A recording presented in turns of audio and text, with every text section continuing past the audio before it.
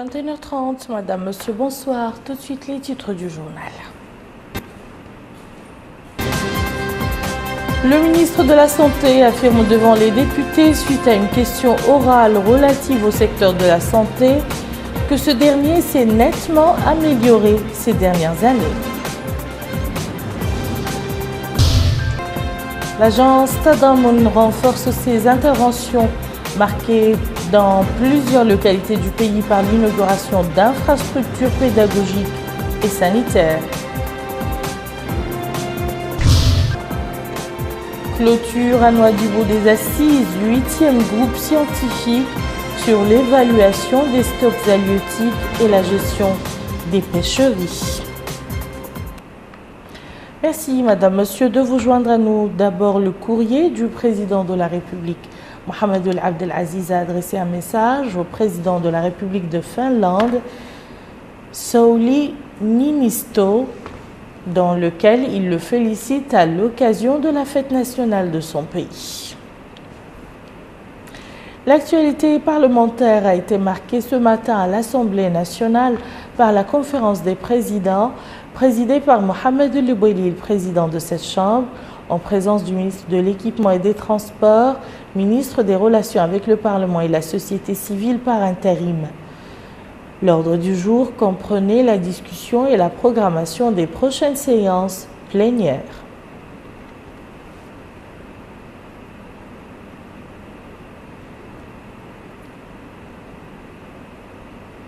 Hier soir, l'Assemblée nationale avait, au cours d'une plénière présidée par le vice-président de la Chambre, Mohamed Ghulam El Haj Cheikh, écouté la réponse du ministre de la Santé à la question du député Ahmed Ould Sidi relative à la situation des hôpitaux nationaux. Boubacar Ndiaye.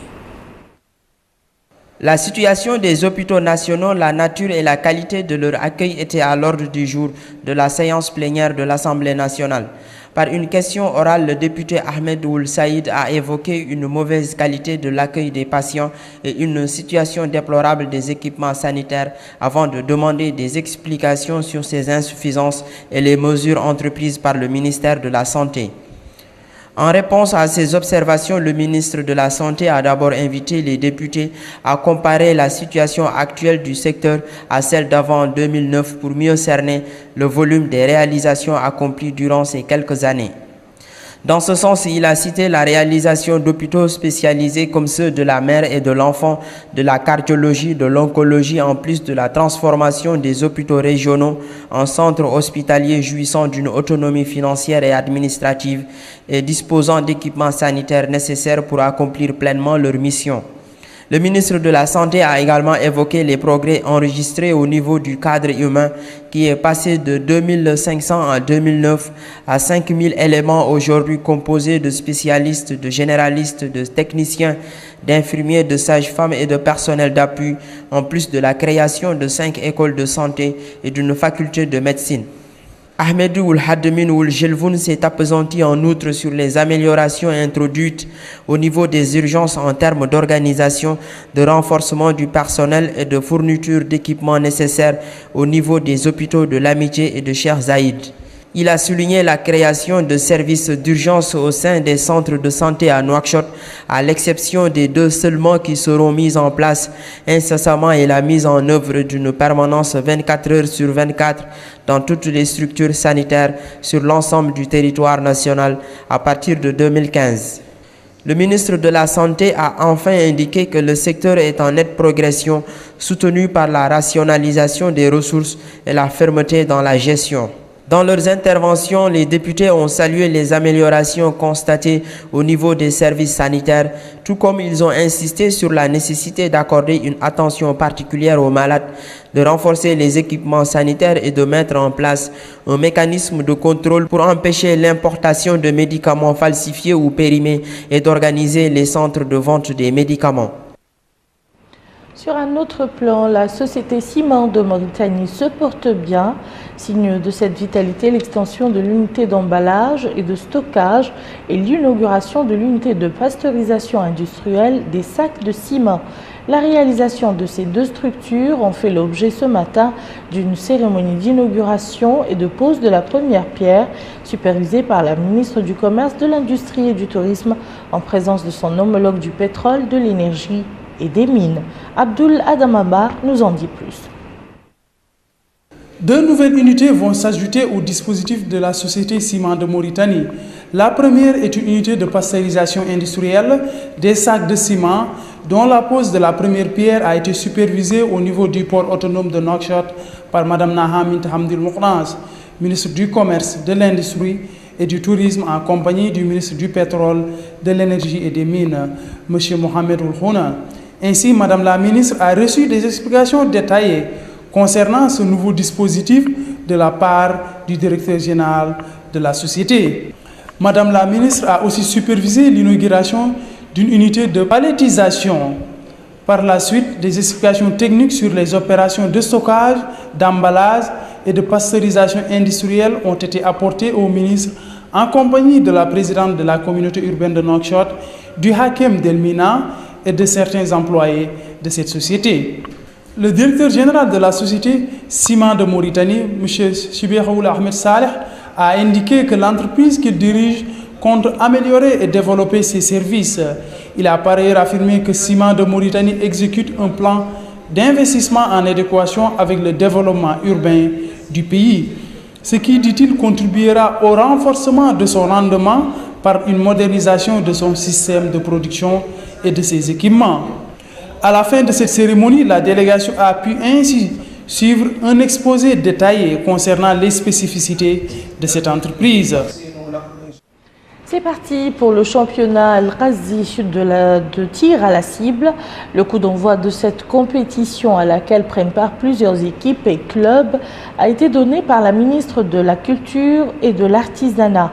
Madame Fatma Valm-Toswena a indiqué à cette occasion que le tir à la cible fait partie de notre patrimoine traditionnel, promettant que son département œuvrera à réaliser un partenariat dynamique avec toutes les organisations, associations et fédérations à caractère culturel, et ce, dans l'objectif de préserver et de promouvoir notre patrimoine culturel. Quant au président de la Fédération mauritanienne de tir à la cible, Mohamed Salim Lalival, il s'est félicité de l'appui dont jouit la fédération de la part des pouvoirs publics. Il a ensuite mentionné les réalisations et les acquis à l'actif de l'actuel bureau de la fédération. Et je vous le disais dans les titres, l'agence Tadammoun poursuit ses réalisations au profit des populations pauvres.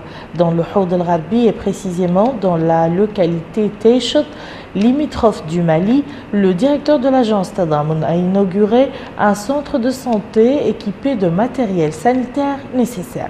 El Haj Abdelhaïdi. Cette infrastructure sanitaire inaugurée aujourd'hui au village de Taïchot dispose de tous les équipements nécessaires, dont plusieurs lits de consultation et d'hospitalisation, une salle d'accouchement et des services de maternité, une pharmacie et un local pour les médecins. Le directeur de l'agence Tadammoun pour la lutte contre les séquelles de l'esclavage et pour l'insertion et la lutte contre la pauvreté, M. Hamdi Ould Mahjoub, a souligné que la réalisation de cette structure sanitaire répond aux doléances des citoyens à leurs besoins en matière d'infrastructures sanitaires d'une telle capacité dans cette localité frontalière. Le wali de Houd el-Gharbi, M. Moulay Ibrahim, a indiqué dans un mot prononcé pour la circonstance que ce centre inauguré aujourd'hui constitue un apport considérable, précisant que sa réalisation a été pendant longtemps une revendication des habitants de Taïchot.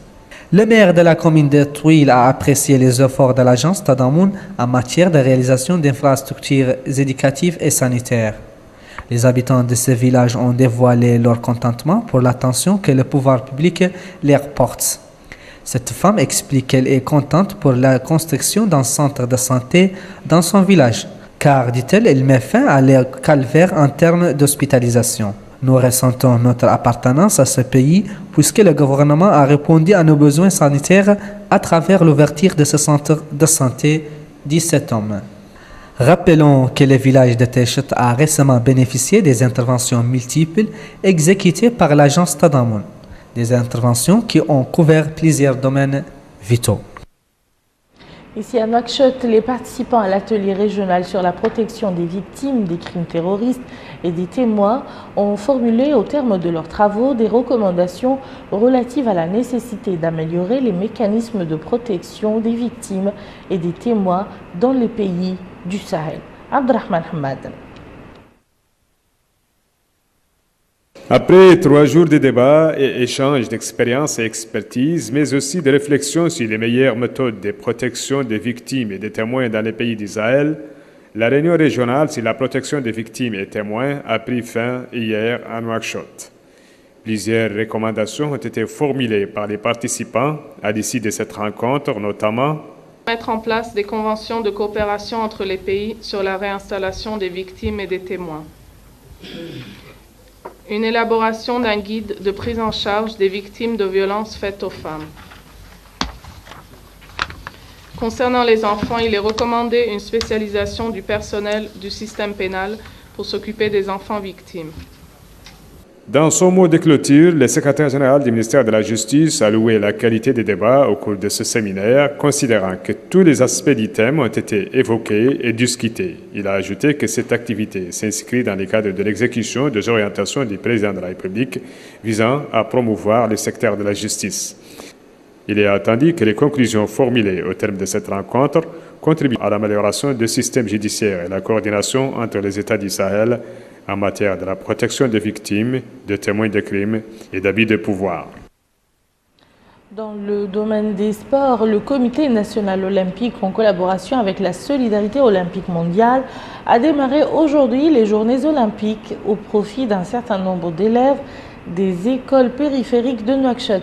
Le programme de cette manifestation, qui dure 5 jours, renferme des conférences et des exposés sur l'historique du mouvement olympique international et son rôle dans la lutte contre les produits dopants prohibés, ainsi que des activités sportives et des soirées culturelles.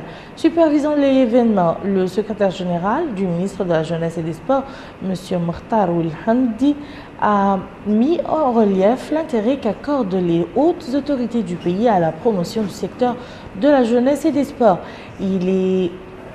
Il a exhorté les participants à tirer le meilleur profit des conférences qui leur seront présentées.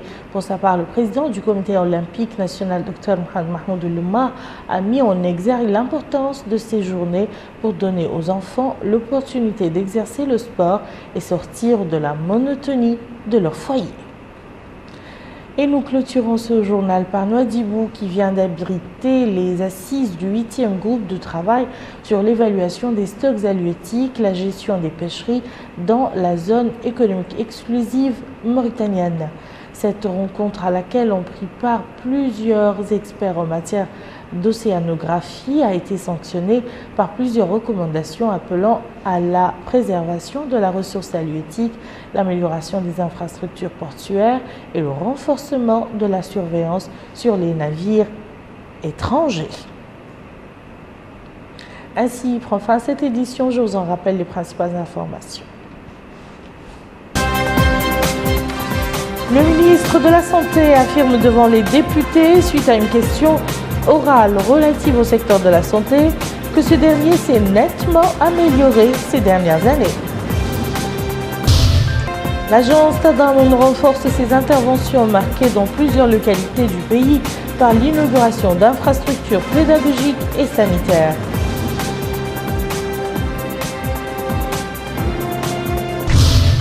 Et puis clôture à Nouadhibou des assises du 8e groupe scientifique sur l'évaluation des stocks halieutiques et la gestion des pêcheries. Merci Madame, Monsieur de nous avoir suivis. Passez un excellent week-end et à très bientôt, Inch'Allah.